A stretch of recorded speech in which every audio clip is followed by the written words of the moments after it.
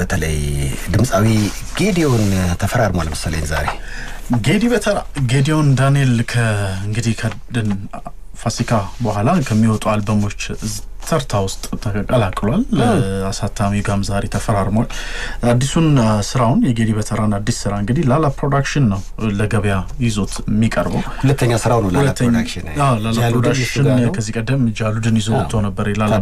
ፕሮዳክሽን ነው የታደለ ሮባ ፕሮዳክሽን ካምፓኒ ነው የጌዲ በተራን እንግዲህ በቃል የገቡለት ድምጽ ሙዚቃ እና ግጥም እንሰጣለን አዲስ ሳይዘህ ተወጣለህ ብለውት የነበሩት ለምሳሌ እንደ ቴዲ አፍሮ አይነት ድምጻውያን ግጥምና ዜማ ደራሲም ነው ቴዲ አፍሮና ወደ 4 አስገራሚ ስራዎችን ነው ቴዲ አፍሮ የሰጠው እንዲሁም ጌቱ ኦማይሬ ዶክተር አህመድ ተሾመ ዲምቢ በስራት ጋርደው እነዚህ ናቸው እንግዲህ ግጥምና ዜማዎቹን ይሰሩለት ጌዲ በተራ እንግዲህ ባለፈው ተዝካላችሁ ብዙ ነገሮች ተወርተውበት ነበር ከዛ ሰይፉ በኢቢኤስ ሾው ላይም ቀርቦ ነበር ከዛ ህይወቱ የተስተካከለ በቶ ያኔ በተለይ ሾው በቀረበበት ጊዜ በርካታ ድምጻውያን ቃል ገቡ ቃላቸውን ማክብረው ግጥምና ዜማ ሰጡት በሚገርም ሁኔታ ዘፈናቸው እነዛን ዘፈኖች አሁን ጌዲ በተራ የሚጠብቀው ፋሲካ ዳግማትን ሳይመውጣቱን ነው አልበሙ ባጭር ጊዜ ከዚህ በወራት እድሜ ይወጣል ተብሎ ቃል ከገቡለት መካከል በወቅቱ ቃል ገብቶለት የነበረው እኔ ነኝ አንታል በመስራንጂ ማስተሪንጉን መሰራለ እኔ ነኝ ብሎት የነበረው አበጋዝ ነው ስለዚህ አሁን አበጋዝ ነው የሚጠበቅ የመጨረሻ ስራዎች ጋር አበጋዝ እጅ ላይ ይቀራሉ አሬንጅመንቱን እና ማኑኤል ይልማ ካሙዙ ካሳ ዶክተር መኮንን ለማ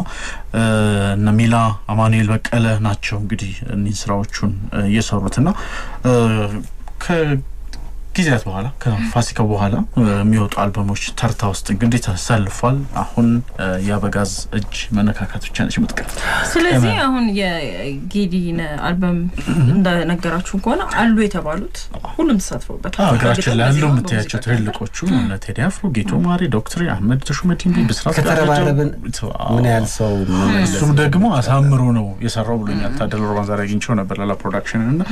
አሳምሮ ተጫውቷል ጌዲ በተራ እንግዲህ በወራት እድሜ ከፋሲካ ባለፋሲካው በኋላ አልበሙ ይለቀቃል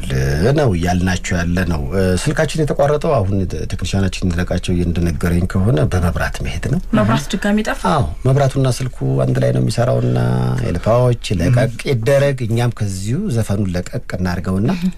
niletube.net